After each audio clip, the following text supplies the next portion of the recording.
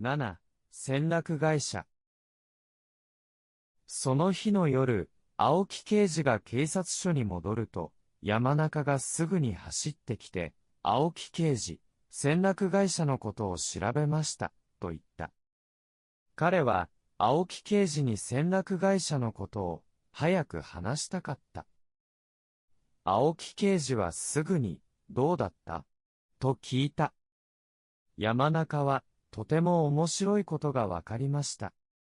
この戦略会社の高田社長が誰だかわかりますかと聞いて、次は笑って、南秘書の結婚証明書を思い出してください、と言った。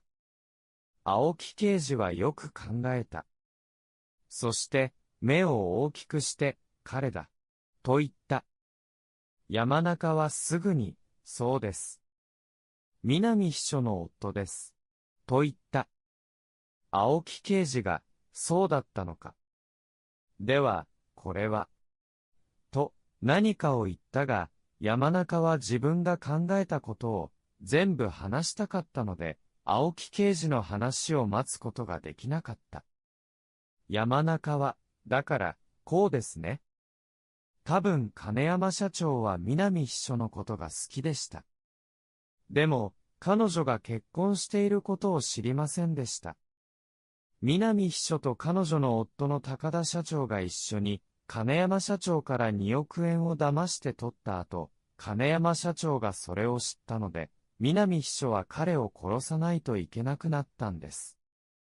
青木刑事は、多分そうだ。もう少し、考える必要がある、と言った。彼は、山中の言ったことが多分正しいと思った。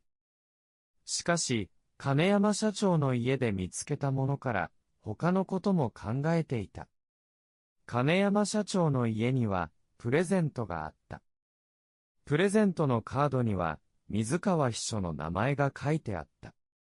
青木刑事は、水川秘書が、金山社長の家に来ていたことも見つけた。